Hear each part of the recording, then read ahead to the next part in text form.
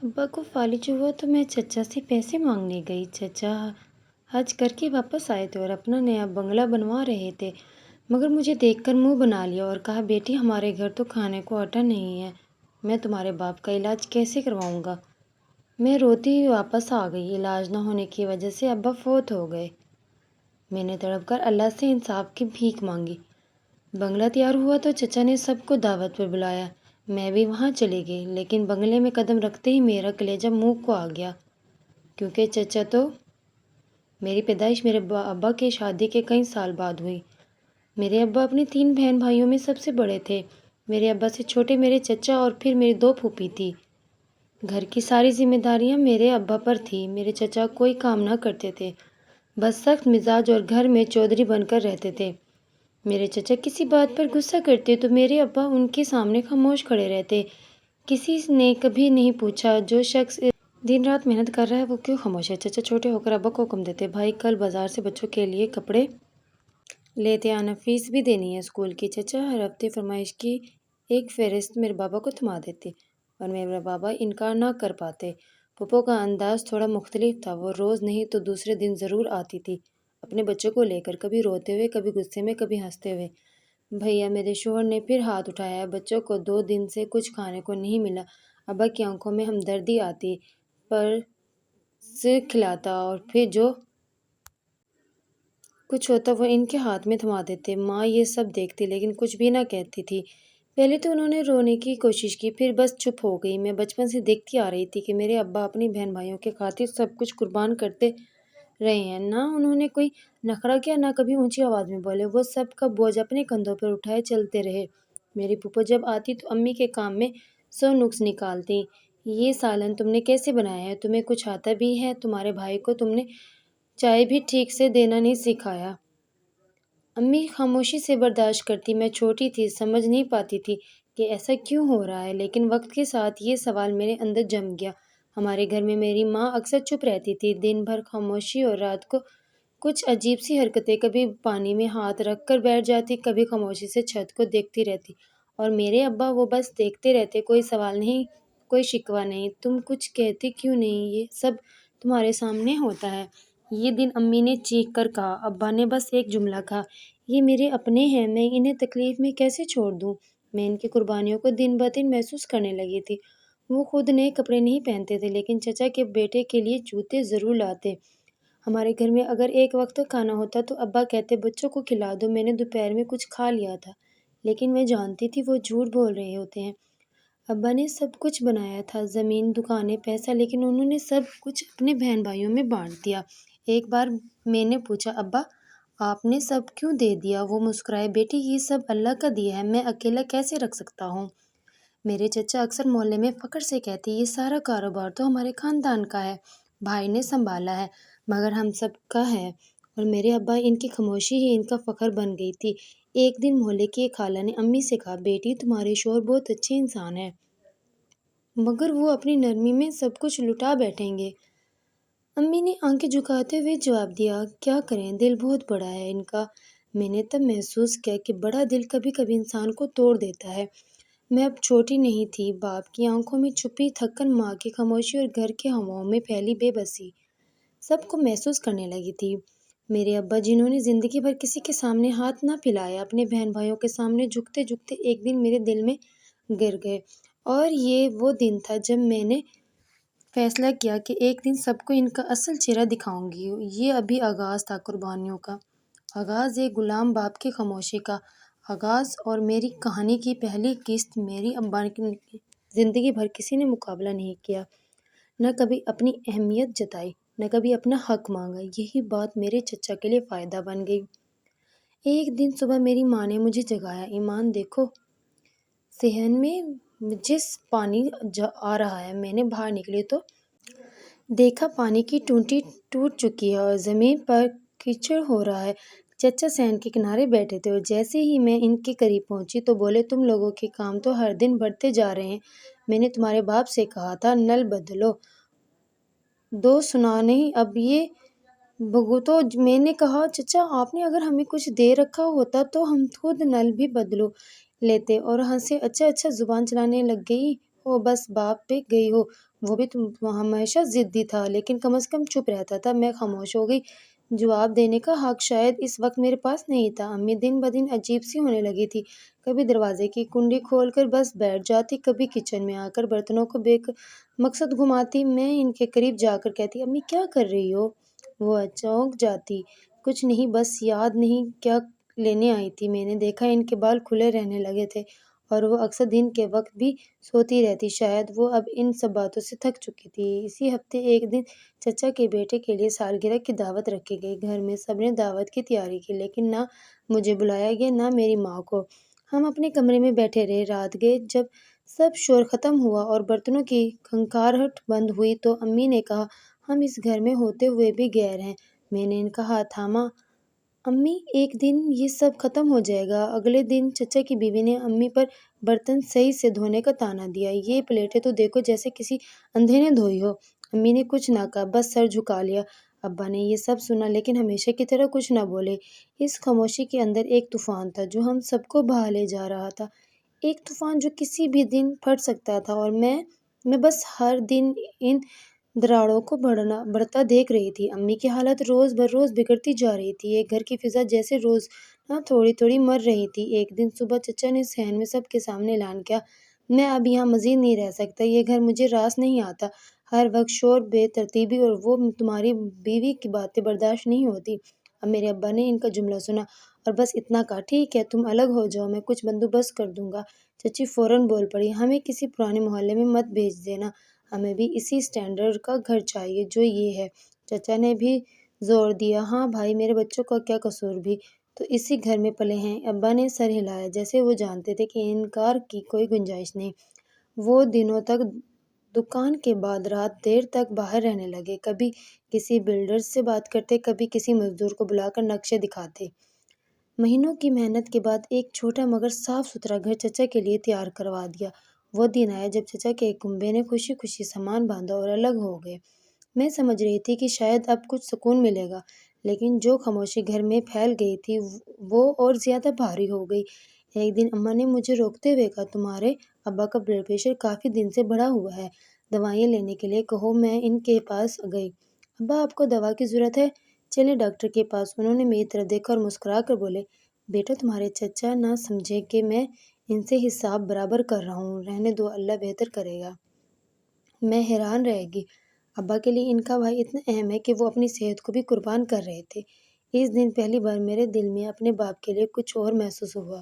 وہ محبت نہیں تھی، وہ ترس بھی نہیں تھا، شاید کچھ اور تھا، ایک قسم کا دکھ جس میں بیان نہیں کر سکتی تھی۔ اسی ہفتے ایک شخص ابا کے ساتھ آیا، وہ زمینوں کی کاغذی کارروائی کرنے والا تھا۔ میں نے ان کو کمرے میں بیٹھے دیکھا، کاغذات پھیلائے، ابا کچھ لکھ رہے تھے۔ شام کو اماں نے پوچھا، یہ سب کیا تھا؟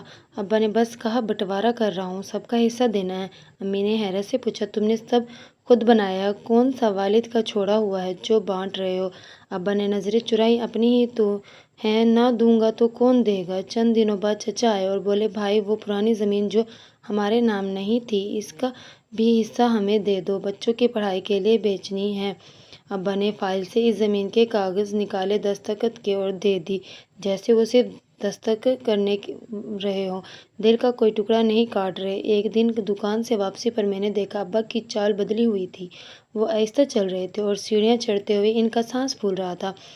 میں نے ان سے پوچھا، ابا طبیعت ٹھیک ہے؟ انہوں نے کہا، بس تھکن ہے، کچھ نہیں۔ رات کو اماں نے بتایا کہ ابا کا بلڈ پریشر بہت شوٹ کر چکا ہے لیکن وہ دوا لینے کو تیار نہیں۔ میں نے وہ رات چھت پر جا کر گزاری، آسمان کو دیکھتے ہوئے سوچتی تھی، کیا واقعی خاموشی بھی کوئی سودا ہے؟ کیا انسان اتنا کچھ دے کر بھی کوئی قیمت وصول نہیں کرتا؟ اگلے دن چچا پھر آ گئے، بولے، بھائی وہ گودام والی جگہ بھی اگر ہمیں دے دو تو ہم اپنا کاروبار پھیلا سکیں گے۔ ابا نے ان کی بات سنی اور تھوڑی توقف کے بعد بولے، ٹھیک ہے، کل آ جانا، کاغذ تیار کر لوں گا۔ میں نے غصے سے کہا، ابا بس کریں، اب کیا باقی رہ گیا ہے؟ انہوں نے میری طرف دیکھا اور کہا، بیٹا میں جیتنا نہیں چاہتا، بس رشتے بچانا چاہتا ہوں۔ لیکن میں جان چکی تھی، رشتے صرف دینے سے نہیں بچتے، کبھی کبھار تھوڑا روکنا بھی ضروری ہوتا ہے۔ گھر میں اب وہ رونق نہیں رہی تھی جو کبھی ہوتی تھی۔ اماں اکثر کھڑکی کے پاس بیٹھ جاتی اور باہر گلی کو تکتے تکتے سو جاتی۔ ابا نے جو جائیداد سالوں کی محنت سے بنائی تھی اب فائلوں میں بڑھ چکی تھی اور رشتے بظاہر محفوظ تھے مگر اندر سے خالی، ہر چیز ختم ہو چکی تھی۔ لیکن مسئلہ ختم نہیں ہوئے تھے۔ کچھ دن سکون رہا، جیسے کوئی آندھی آنے سے پہلے کا سناٹا۔ چچا اپنے نئے گھر میں تھے لیکن روزانہ کسی نہ کسی بہانے ہمارے صحن میں ادھکتے، کبھی پانی مانگتے، کبھی اماں سے پرانی ترکیب پوچھتے اور کبھی صرف ابا پر نظریں رکھنے۔ ایک دن صبح میں اماں کو دوا دینے کے بعد صحن میں جھاڑو دے رہی تھی کہ پھپھو آ گئی۔ دروازہ کھلا تھا، وہ بغیر اجازت اندر آ گئی۔ ان کے پیچھے ان کی بڑی بیٹی بھی تھی۔ بھیا کہاں ہیں آپ؟ انہوں نے آتے ہی پوچھا۔ میں نے اندر اشارہ کیا۔ کمرے میں آرام کر رہے ہیں۔ وہ تیز قدموں سے اندر چلی گئی۔ دروازے کی اوٹ سے میں نے دیکھا وہ سیدھا ابا کے پلنگ کے پاس گئی اور بولی، بھیا ہمیں بات کرنی ہے۔ اب آپ ہم سے چھپا نہیں سکتے، ہمیں پتہ ہے کہ آپ کے پاس اب بھی 2 زمینیں بچی ہیں جو آپ نے کسی کو نہیں بتائی۔ ابا نے کروٹ لی، ہلکی آواز میں بولے، وہ زمینیں بچوں کے لیے ہیں، بیٹی کے لیے۔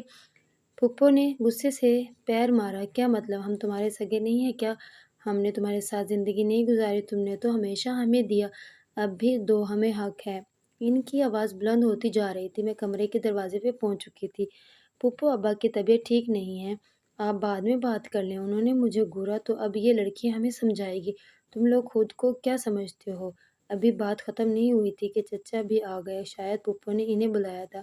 اندر آتے ہی بولے، بھیا سیدھی بات کرو، تمہارے پاس جو زمین بچی ہے وہ ہمیں چاہیے، برابر کا حصہ۔ اور ابا نے آنکھیں بند کر لی۔ ان کا چہرہ پیلا ہو چکا تھا۔ لیکن چچا کہ نہیں، تم نے ساری زندگی ہمیں دیا، اب کیوں روک لیا؟ اور اب جب بیٹی جوان ہو گئی ہے تو تمہیں وراثت کا ہوش آ گیا؟ میں ضبط کے آخری کنارے پر تھی۔ چچا خدا کا خوف کریں، ابا بیمار ہیں، ان کے آرام کا وقت ہے۔ چچا نے میری طرف دیکھا بغیر کہا، اب یہ لڑکیاں ہمارے معاملات میں بولیں گی؟ بھائی تم ہی فیصلہ کرو اور اب بھی کرو۔ ابا نے آہستہ سے کہا، یہ زمین میں نے بیٹی کے نام کی ہے، اسے بھی تو کچھ دینا ہے۔ پھپھو ہنسنے لگی۔ بیٹی کو زمین دے کر کیا کرے گا؟ وہ تو کل پرائے گھر چلی جائے گی۔ تمہیں ہمارے بچوں کی فکر کرنی چاہیے، وہ یہی رہیں گے۔ چچا نے زور دے کر کہا، ہم کل آ رہے ہیں، زمین کے کاغذ لے آئیں گے۔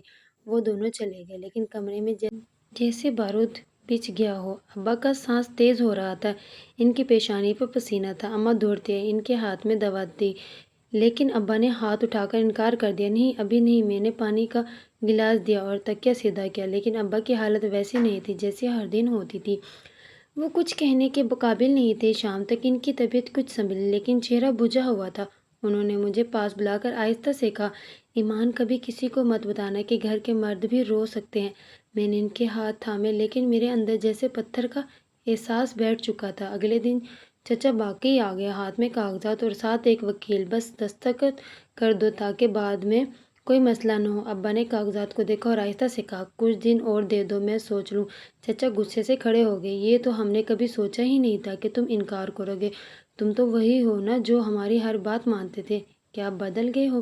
پھپھو پیچھے سے بولی، بدلیں گے کیوں نہیں، بیٹی جو جوان ہو گئی ہے، اسے جہیز بھی چاہیے، سونا بھی، زمین بھی۔ ابا کچھ نہ بولے لیکن میری برداشت ختم ہو چکی تھی۔ پھپھو، ابا نے آپ لوگوں کو زندگی بھر دیا اور اگر وہ اپنے لیے یا میرے لیے کچھ رکھنا چاہیں تو یہ آپ کو کیوں چبھ رہا ہے؟ پھپھو نے تیز لہجے میں کہا، زبان دراز ہو گئی ہے، اسی لیے کہتے تھے بیٹیوں کو اتنا آگے نہ بڑھاؤ۔ چچا نے آخری بار کہا، بھائی ہم تمہیں وقت دے رہے ہیں لیکن زیادہ نہیں۔ اس دن کے بعد ابا کی طبیعت مزید بگڑ گئی۔ وہ بستر پر زیادہ وقت گزارنے لگے، کھانے میں دل نہیں لگتا، دوا سے انکار، اور دن بھر کھڑکی کی طرف خاموشی سے دیکھتے رہتے۔ اماں بار بار کہتی، یہ سب اس دن کی لڑائی کا اثر ہے۔ میں ہر روز ان کی طبیعت کا اتار چڑھاؤ دیکھتی اور سمجھ جاتی تھی کہ وہ صرف جسمانی طور پر نہیں، اندر سے بھی ٹوٹ رہے ہیں۔ صبح کا وقت تھا، اماں نماز پڑھ رہی تھی اور میں کچن میں ناشتہ تیار کر رہی تھی۔ ابا روز کی طرح صحن میں بیٹھے تھے۔ میں نے دودھ گرم کرنے کے بعد ان کے لیے چائے رکھی اور واپس اندر آ گئی۔ چند لمحے بعد ایک زوردار آواز آئی، جیسے کوئی چیز گری ہو۔ میں دوڑ کر باہر گئی تو دیکھا ابا زمین پر گرے ہوئے تھے۔ ان کا جسم اکڑا ہوا تھا، ایک طرف کا ہاتھ بے جان اور چہرہ ٹیڑھا سا ہو گیا تھا۔ ابا، میں چیخی اور اماں بھی بھاگ کر آئیں۔ ابا کچھ بولنے کی کوشش کر رہے تھے لیکن زبان ساتھ نہیں دے رہی تھی۔ میں نے فوراً پڑوس کی انکل کو آواز دی جو دوڑتے ہوئے آئے۔ انہوں نے نبض چیک کی اور کہا، فوراً ہسپتال لے کر جاؤ، لگتا ہے فالج کا حملہ ہوا ہے۔ ہم انہیں رکشے میں ڈال کر قریبی ہسپتال لے گئے اور سارا راستہ ہمیں دیکھتے رہے۔ لیکن کچھ بول نہ سکے۔ ان کی آنکھوں میں ایسی بے بسی تھی جو شاید کسی بیٹی سے دیکھی نہ جائے۔ ہسپتال میں ڈاکٹر نے معائنے کے بعد بتایا ان کے دماغ کی ایک سائیڈ متاثر ہوئی ہے، بولنے اور چلنے پھرنے کی صلاحیت فی الحال نہیں ہے، فوری علاج شروع کرنا ہوگا ورنہ مزید نقصان ہو سکتا ہے۔ اماں نے روحانسی ہو کر کہا، ڈاکٹر صاحب جو بھی ضروری ہو کریں، ہمیں بس انہیں بچانا ہے۔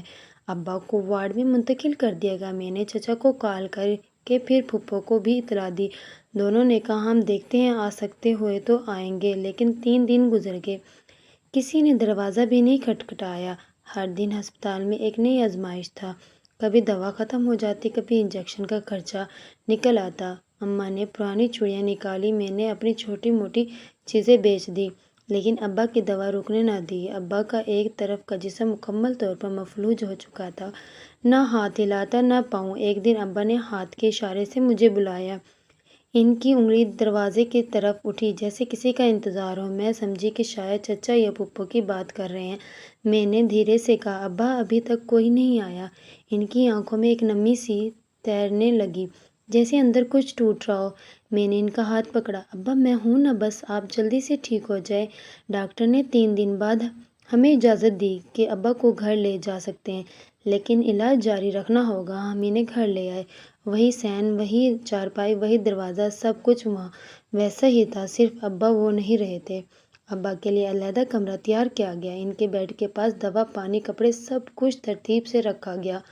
میں نے انہیں ہر وقت صاف رکھنے، وقت پر دوا دینے اور ان کے اشارے سمجھنے کا معمول بنا لیا۔ ایک دن میں نے پوچھا، ابا کوئی بات ہے جو آپ کہنا چاہتے ہیں؟ انہوں نے سر ہلایا۔ میں نے کاپی قلم نکالا اور ان کی آنکھوں میں دیکھا۔ وہ آہستہ آہستہ انگلی سے کچھ لکھنے لگے، 3 حروف، معاف کرنا۔ میری آنکھوں سے آنسو گر پڑے۔ ابا آپ نے کسی سے معافی مانگنی ہے، آپ نے تو کسی کا حق نہیں کھایا۔ انہوں نے پلکیں جھپک کر آنکھیں بند کر لی، جیسے وہ مزید کچھ کہنا نہ چاہتے ہو۔ اس دوران چچا کے بیٹے کی شادی کی تیاریاں چل رہی تھیں، محلے میں شور تھا، گانے بج رہے تھے، لائٹنگ لگ رہی تھی، ہمارے گھر میں خاموشی تھی۔ اماں نے ایک بار کہا، دیکھا وہ ہمارے صحن کے پیچھے لائٹ لگا رہے ہیں، لیکن ایک بار بھی آ کر نہیں پوچھا کہ بھائی کیسے ہیں۔ میں نے کچھ نہیں کہا، کچھ باتیں صرف خاموشی میں ہی سنی جاتی ہیں۔ اب زندگی کا ہر دن ان کے اشاروں، دعاؤں اور یادوں کے سائے میں گزرنے لگا تھا، اور میں جو کبھی ان کے سائے میں جیتی تھی، اب ان کا سایہ بن چکی تھی۔ ابا کو بستر پر گئے کئی ہفتے ہو چکے تھے۔ ان کی آنکھوں میں اب وہ بھیگے ہوئے سوال بھی کم ہوتے جا رہے تھے، جیسے وہ اب ہر چیز سے مت کا متعلق کر رہے ہوں۔ میں اور اماں ان کا مکمل خیال رکھ رہے تھے، لیکن ہماری زندگی بس انہی کے ارد گرد گھومنے لگی تھی۔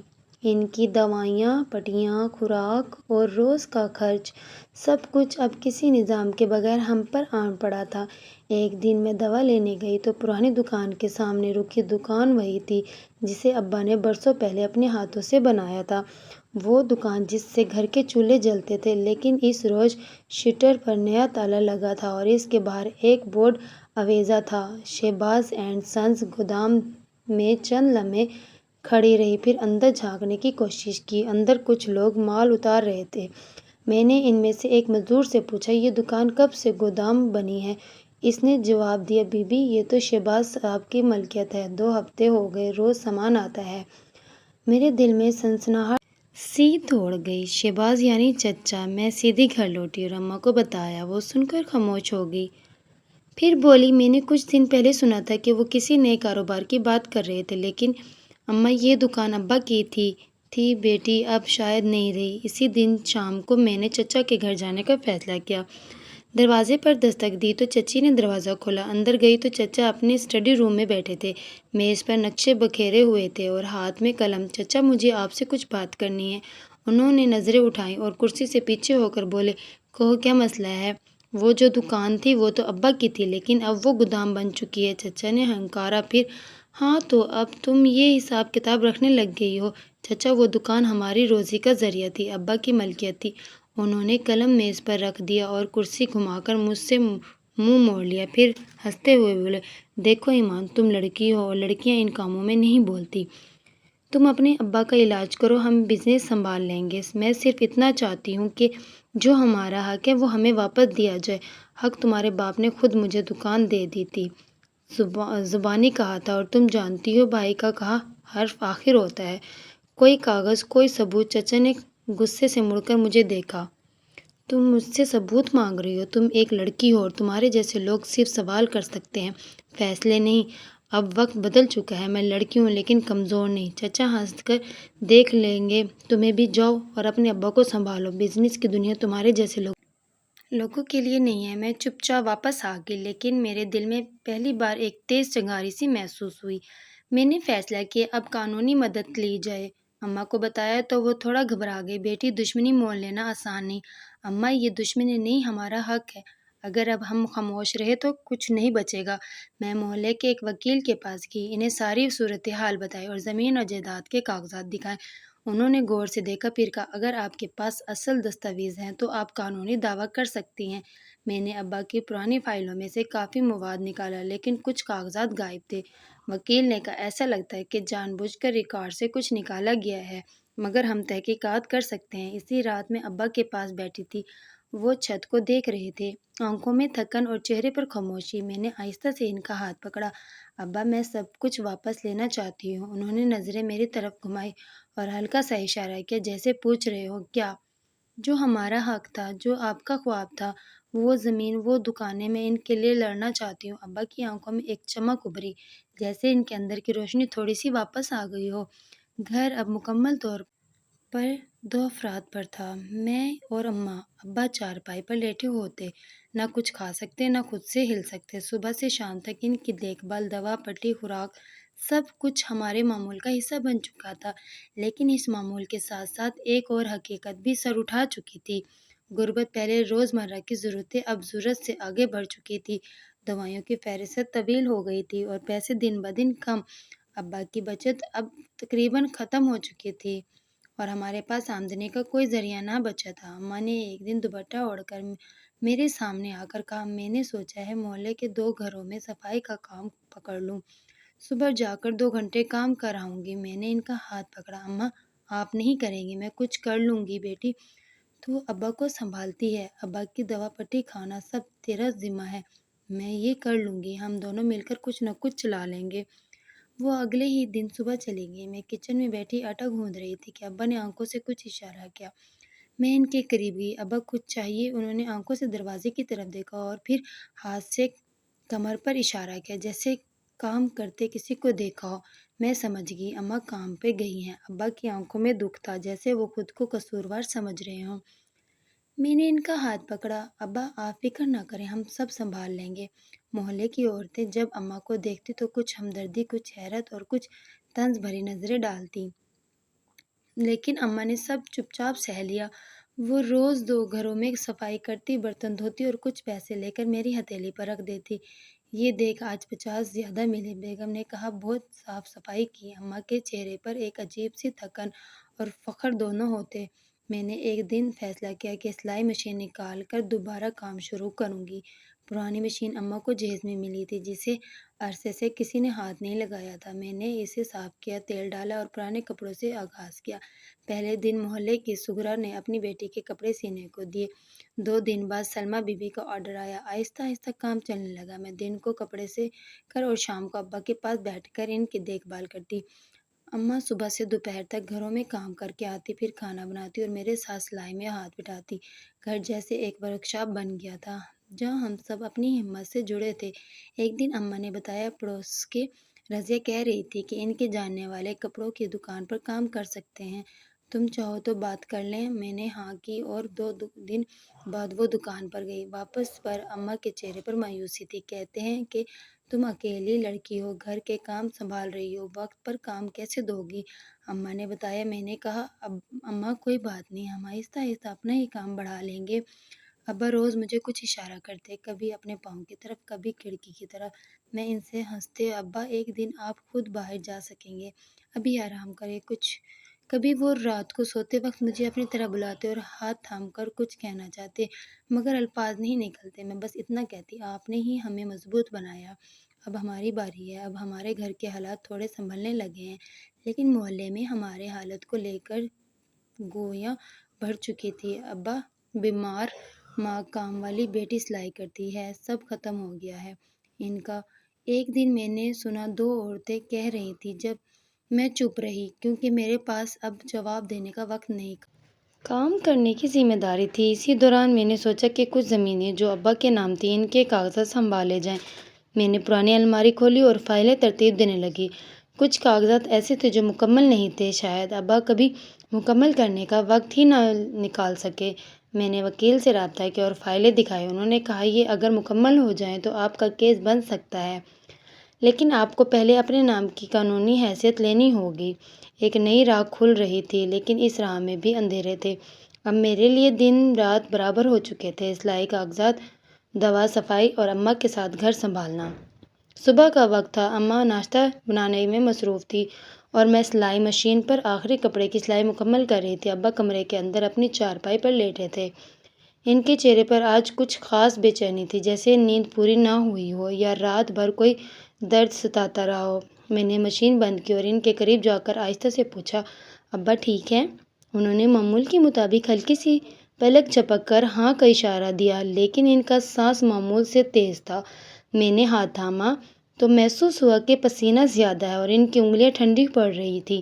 میں فوراً اماں کو آواز دی، اماں جلدی آؤ، ابا کی طبیعت عجیب لگ رہی ہے۔ اماں دوڑ کر آئیں اور ابا کے پیشانے پر ہاتھ رکھا، پھر پلنگ کے نیچے سے پیچھے ڈاکٹر کی دبائی ہوئی کچھ پرانی دوائیاں نکالنے لگی۔ میں نے موبائل سے اسی قریبی کلینک پر کال کی جہاں سے پہلے بھی دوا لی تھی، لیکن اتوار ہونے کی وجہ سے بند تھا۔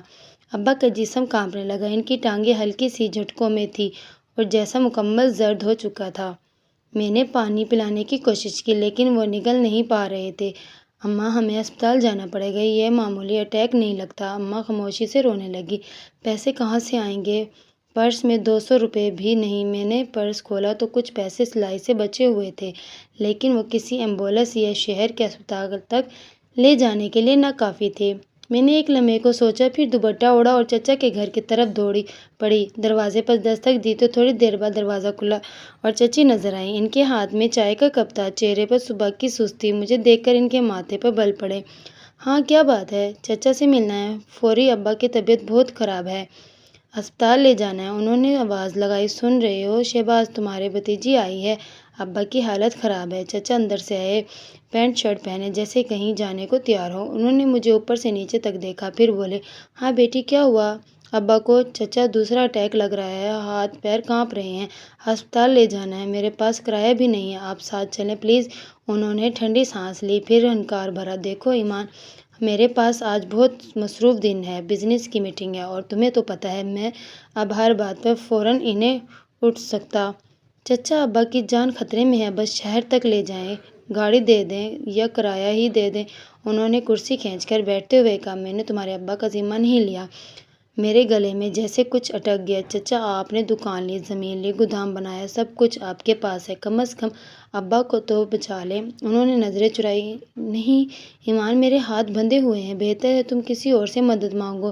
میں چپ چاپ پلٹ گئی، پاؤں بھاری ہو چکے تھے، آنکھوں سے آنسو بہہ رہے تھے، لیکن اب وقت رونے کا نہیں تھا۔ جیسے تیسے محلے کی ایک واقف کار سے گزارش کر کے ان کے پرانی گاڑی میں ابا کو ہسپتال لے گئے۔ وہی چھوٹا سا سرکاری ہسپتال، وہی بے ترتیب بیڈز اور ڈاکٹر کی معمولی سی توجہ۔ ڈاکٹر نے نبض دیکھ کر فوراً داخل کرنے کی مشورہ دیا، اور دوسرا فالج کا حملہ ہے اور اس بار زیادہ سنگین ہے، ان کا جسم مزید مفلوج ہو رہا ہے، وقت پر نہ لاتے تو شاید سانس بھی نہ چلتا۔ میں کونے میں کھڑی سب سن رہی تھی۔ اماں فرش پر بیٹھ کر چپ چاپ آنکھیں بند کیے دعائیں پڑھ رہی تھیں۔ کئی گھنٹے ابا بے ہوش رہے، پھر شام کے وقت آنکھ کھولی تو آنکھوں میں صرف خلا تھا۔ انہوں نے مجھے پہچانا نہیں۔ میں ان کے قریب گئی، ہاتھ تھاما، ابا ایمان ہوں۔ انہوں نے پلکیں جھپکی جیسے کسی دھندلے خواب سے جاگے ہوں، لیکن بولنے یا اشارہ کرنے کی ہمت نہیں بچی تھی۔ رات کو ہسپتال کے کونے میں بیٹھ کر میں نے وہ 2 کاغذات نکالے جو زمین کے مالک ہونے کا ثبوت تھے۔ میں جانتی تھی کہ وقت ہاتھ سے نکل رہا ہے۔ ابا کی آنکھوں میں وہ حوصلہ باقی نہ رہا تھا جو کچھ مہینے پہلے تھا۔ وہ جو اشارے سے سب کچھ سمجھاتے تھے، اب صرف خلا میں دیکھتے ہیں۔ میں نے اماں سے کہا، ہمیں جلد کچھ کرنا ہوگا، ابا کا وقت ہاتھ سے نکل رہا ہے۔ اماں نے میری طرف دیکھا، میری دعائیں اب بھی ان کے ساتھ ہیں، لیکن کبھی کبھی دعاؤں سے زیادہ دوا کی ضرورت پڑتی ہے اور ہمارے پاس اب دوا کے پیسے بھی نہیں ہیں۔ وہ رات ہسپتال کی ٹھنڈی دیواروں کے درمیان جیسے برسوں لمبی لگ رہی تھی، ہر گھڑی ایک سوال بن کر ذہن میں گونج رہی تھی۔ کیا کوئی اور ہوتا جو ابا کو بچا لیتا؟ کیا ہم نے سب کچھ کھو دیا؟ کیا یہ وقت ہم سے روٹھ چکا ہے؟ ہسپتال کی سفید دیواریں جیسے اب ہمیں پہچاننے لگی تھی۔ نرسیں سلام کے بعد خاموشی سے گزر جاتی۔ ڈاکٹر ابا کی حالت پر کچھ نیا نہیں بتاتے تھے۔ 2 دن ہو چکے تھے ابا کو مکمل ہوش آئے بغیر، سانس کبھی تیز ہوتی کبھی آہستہ، جیسے وہ خود فیصلہ نہیں کر پا رہے کہ رہنا ہے یا جینا ہے۔ اسی رات ابا نے ایک لمحے کے لیے آنکھیں کھولیں۔ میں ان کے بالکل قریب تھی۔ انہوں نے میری طرف دیکھا، آنکھوں کے کنارے ہلکے سے لرزے، لب ہلکے لیکن آواز نہ نکلی۔ میں جھک کر بولی، ابا کچھ کہنا ہے؟ ان کی انگلی میرے ہاتھ میں تھر تھری سی ہلی۔ میں نے جلدی سے کاغذ اور قلم نکالی، ان کی ہتھیلی تھام کر رکھی۔ انہوں نے تھوڑا سا ہاتھ حرکت دینے کی کوشش کی، صرف ایک لفظ، معاف۔ میں نے آنکھیں بند کر لیں اور سر جھکا لیا۔ نہیں ابا، آپ نے کچھ غلط نہیں کیا، جو کیا وہ فرض تھا، محبت تھی۔ صبح ہوئی تو ابا کی سانس دھیمی ہو گئی تھی۔ اماں نے ان کے سر پر ہاتھ پھیرا۔ اللہ تمہیں سکون دے، بہت تھک گئے ہو۔ اور وہ لمحہ بھی آ گیا۔ مشین کی بیپ آہستہ ہوتی گئی۔ نرس دوڑی، ڈاکٹر آیا۔ چند لمحے بعد بس ایک جملہ بولا، انہیں ہم نہیں بچا سکتے۔ وقت جیسے رک گیا تھا۔ اماں کی چیخ نکلی۔ میں ان کے کندھوں سے لپٹ گئی۔ ابا خاموشی سے، وہ جنگ ہار چکے تھے جو انہوں نے برسوں لڑی تھی، بغیر آواز، بغیر شکوہ، بغیر بدلہ لیے۔ ہسپتال کے کمرے میں سناٹا چھا گیا۔ ڈاکٹر کاغذات پر دستخط کر رہا تھا، نرسیں وارڈ میں صفائی کر رہی تھیں اور ہم اپنے باپ کا جسم لے جانے کی تیاری کر رہے تھے۔ گھر پہنچے تو کچھ قریبی رشتہ دار جمع ہونے لگے۔ کسی نے جنازے کی تیاری سنبھالی، کسی نے کپڑے، کسی نے غسل کا بندوبست کیا۔ میں نے چچا کو کال کی، فون بجتا رہا، پھر بند ہو گیا۔ پھپھو کا نمبر بھی بن جا رہا تھا۔ ہم نے ایک بار پھر خود ہی سب کچھ سنبھالا۔ نماز جنازہ کے وقت چچا اور پھپھو آئے۔ چچا سفید کپڑوں میں سنجیدہ چہرے کے ساتھ کھڑے تھے اور پھپھو سیاہ دوپٹہ اوڑھے خاموشی سے کھڑی تھی۔ نماز کے بعد وہ خاموشی سے جنازے کے ساتھ قبرستان گئے۔ تدفین کے دوران چچا نے 3 مٹھی مٹی پھینکی، پھپھو نے دعا کے دوران ہاتھ اٹھائے اور جیسے ہی دعا ختم ہوئی وہ واپس مڑنے لگے۔ میں خاموشی سے کھڑی رہی، نہ ان سے بات کی، نہ نظریں ملائی۔ گھر واپس آ کر اماں پہلی بار زور سے روئی۔ میں ان کے ساتھ بیٹھی تھی، لیکن میرے اندر جیسے کچھ ختم ہو چکا تھا۔ غصہ، دکھ اور وہ خاموش نفرت جو اندر پلتی رہی تھی، اب پوری طرح میرے وجود میں اتر چکی تھی۔ رات کو دروازہ کھلا، چچا آئے، ان کے ساتھ ان کا بیٹا بھی تھا۔ صحن میں آ کر بولے، بس افسوس کرنے آئے تھے، بھائی ہمارے لیے سب کچھ تھے۔ اماں نے نظریں چرا لیں۔ میں جب چپ رہی، چچا نے کہا، میں سوچ رہا ہوں اب یہ گھر تم لوگوں کے لیے بڑا ہو جائے گا، اگر تم لوگ چاہو تو کچھ حصہ ہمیں دے دو، یہ بیچ کر تقسیم کر لیں۔ میرے اندر کچھ ٹوٹا اور میں آہستہ سے بولی، چچا ابھی جنازے کو 24 گھنٹے بھی نہیں ہوئے اور آپ جائیداد کی بات کر رہے ہو۔ انہوں نے کھسکیانی ہنسی ہنسی۔ نہیں بیٹی، غلط نہ سمجھو، میرا مطلب صرف یہ تھا کہ کچھ سمجھداری سے چلیں۔ میں نے انہیں دروازے کی طرف اشارہ کیا۔ آج کے دن آپ چلے جائیں، ہم خود سمجھداری سے کام لے لیں گے۔ چچا پلٹے، کچھ نہ بولے۔ ان کا بیٹا پیچھے پیچھے تھا، نظریں جھکائے۔ پھپھو اگلے دن آئیں، اماں سے لپٹ کر رونے لگیں۔ بھیا چلا گیا ہے، ہم بھی تنہا ہو گئے ہیں۔ اماں نے کوئی جواب نہ دیا، وہ بس سر جھکا کر بیٹھی رہی۔ پھپھو بولی، سنو، وہ پرانی زمین ہے نا جو شہر میں ہے، اگر تم چاہو تو ہم سب میں بانٹ لیں تاکہ کوئی جھگڑا نہ ہو۔ اماں نے سر اٹھا کر میری طرف دیکھا۔ میں نے جواب دیا، جس زمین کی بات کر رہی ہیں وہ ابا نے میرے نام کی تھی، کاغذ ہمارے پاس ہے، اگر آپ کو شک ہے تو عدالت جا سکتی ہیں۔ پھپھو خاموش ہو گئی، کچھ دیر بعد بیٹھی رہی، پھر اٹھ کر چلی گئی۔ ابا کی یادیں گھر کی دیواروں سے جھانکنے لگی تھیں، ان کی ٹوپی، ان کا پرانا بٹوا، ان کے آخری دنوں کی دوائیاں، سب کچھ وہی تھا، لیکن وہ نہیں تھے۔ میرے اندر ایک فیصلہ اب اٹل ہو چکا تھا، اب کسی کو بخشا نہیں جائے گا۔ زمین، دکان، گھر، جو بھی تھا، اب وہ صرف ہمارا ہے۔ اور ابا کی آخری سانس نے مجھے ایک نئی لڑائی کے لیے تیار کر دیا تھا۔ ابا کے جانے کے بعد جیسے ہماری زندگی ایک نئے موڑ پر آ گئی تھی۔ صحن کی دیواروں پر اب ان کی پرچھائیاں باقی تھیں اور کمرے کی ہر شے جیسے ان کی خاموشی موجودگی کا احساس دلاتی تھی۔ اماں چپ چاپ رہنے لگی تھی اور میں دن بھر مصروف رہنے کی کوشش کرتی تاکہ رات آسان گزرے۔ کئی دن گزر گئے، سب کچھ ایک معمول کی طرح چل رہا تھا۔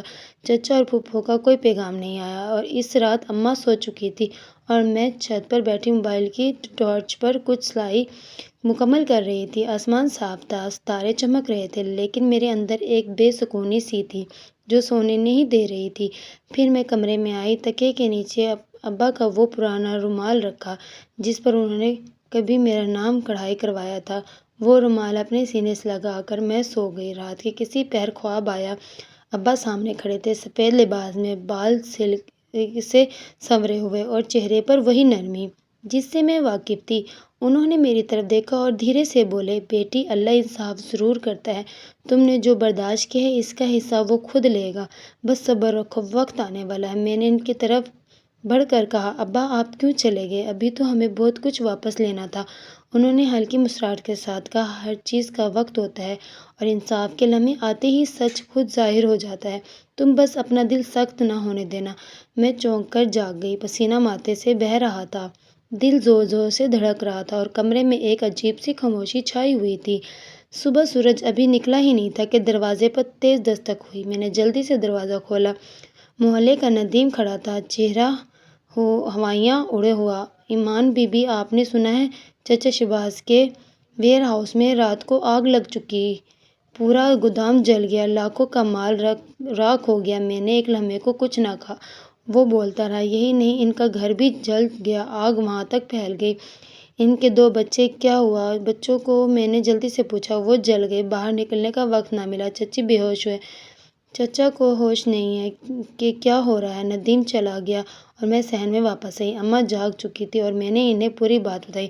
اماں سن کر خاموش ہو گئی۔ کافی دیر بعد انہوں نے کہا، ہمیں وہاں جانا چاہیے۔ میں نے ان کی طرف دیکھا، ابھی نہیں، ابھی وہ ہمارے لیے سوال بنے ہوئے ہیں، جواب نہیں۔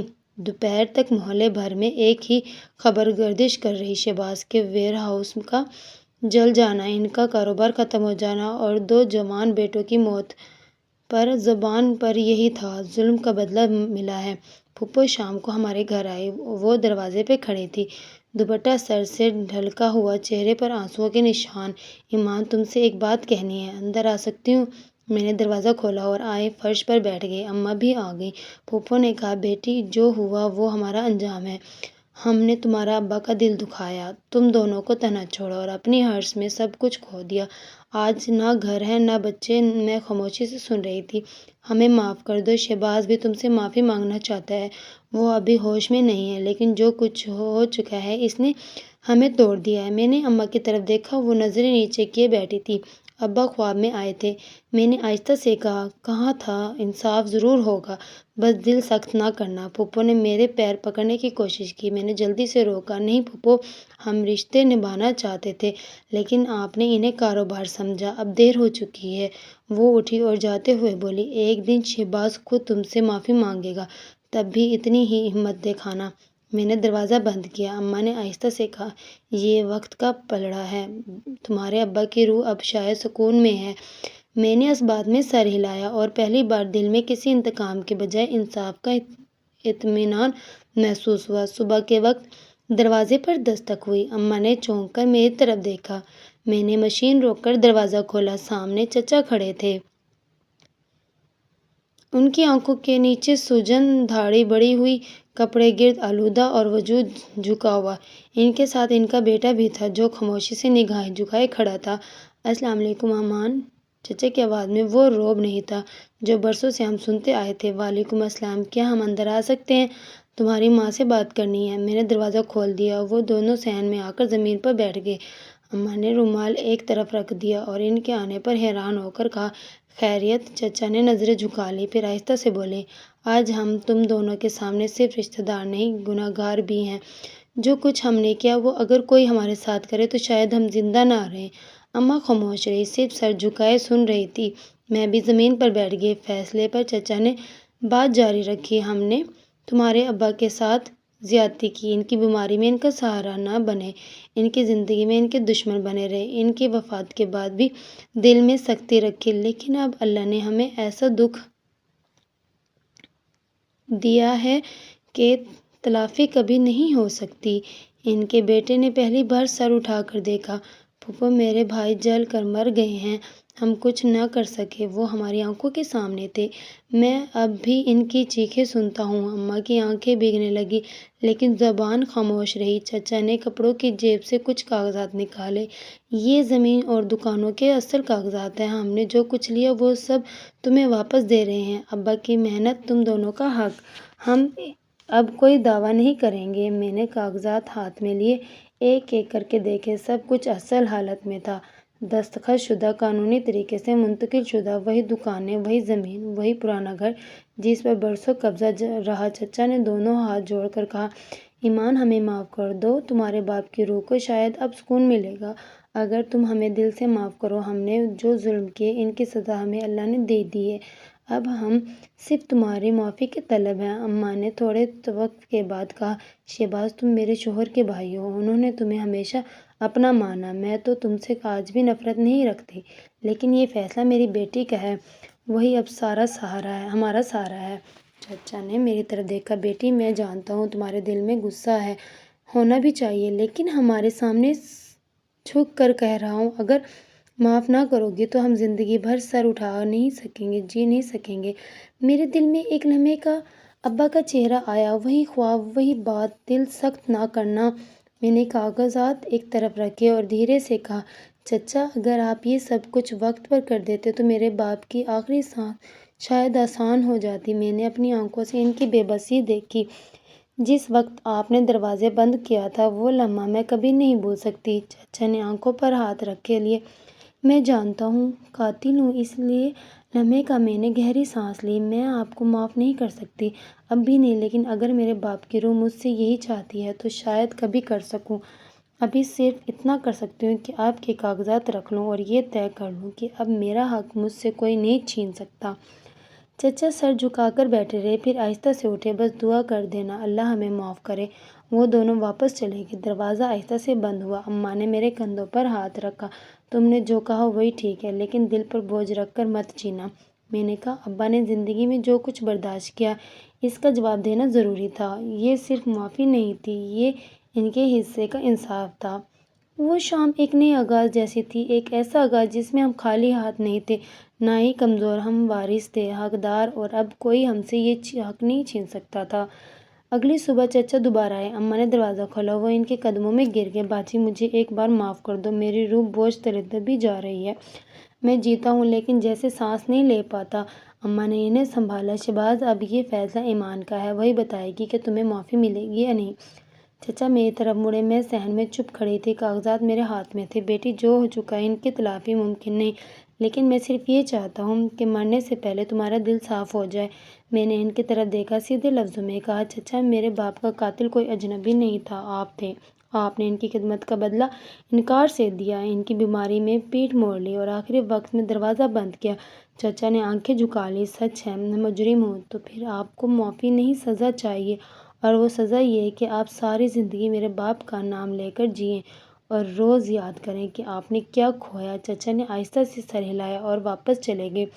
اماں کچھ کہنا چاہتی تھی مگر میں کمرے میں آ گئی۔ اس رات پھر وہی خواب آیا، ابا سامنے کھڑے تھے جیسے پہلی بار خواب میں آئے تھے، لیکن اس بار چہرے پر سکون کم، التجا زیادہ تھی۔ بیٹی تم نے بہت کچھ جھیلا جو ہم نہیں بول سکتے، وہ تم نے کہہ دیا، لیکن اب اسے چھوڑ دو، معاف کر دو تاکہ تم بھی آزاد ہو سکو۔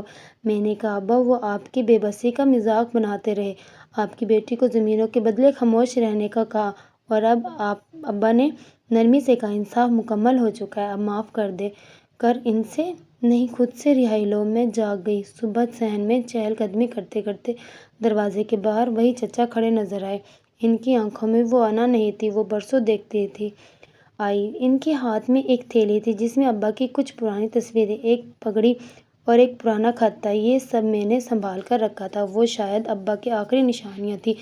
میں نے تھیلی لی اور اندر آ کر وہ خط کھولا، ابا نے شاید میری پیدائش کے وقت لکھا تھا، میری بیٹی اگر کبھی میری خاموشی تمہیں تکلیف دے تو جان لینا میں نے سب کچھ تمہارے لیے چپ چاپ سہ لیا، لیکن ایک دن تم بولنا سب کے سامنے سچ کے لیے۔ میری آنکھوں میں نمی آ گئی، میں باہر گئی، چچا اب بھی وہیں تھے۔ چچا ابا کہتے تھے کہ دل سخت نہ کرنا، شاید یہی وہ لمحہ ہے، میں آپ کو معاف کرتی ہوں، لیکن یہ معافی ان تمام دنوں کی قیمت پر دی گئی ہے جس پر میرے ابا خود کو فنا کیا۔ چچا نے سر جھکا لیا۔ اماں صحن میں آ گئی۔ ایک خاموش لمحے میں وہ سب کھڑا تھا جو برسوں کا بوجھ تھا۔ کچھ دیر بعد چچا واپس چلے گئے۔ میں نے تھیلی میں رکھی پگڑی ابا کی چارپائی پر رکھی جو اب بھی گھر کے کونے میں ویسی ہی بچھائی گئی تھی۔ ابا میں نے معاف کر دیا جیسے آپ نے کہا تھا، لیکن اب کوئی اور نہ آپ کی جگہ لے سکے گا نہ میری اس کہانی کا انتقام ہوگا۔ لیکن یہ محض کمزوری نہیں، یہ ایک بیٹی کی فتح تھی جو انتقام سے آگے نکل کر باپ کی تعلیمات کو اپنائے ہوئے جیتی رہی، اور شاید یہی اصل انصاف تھا۔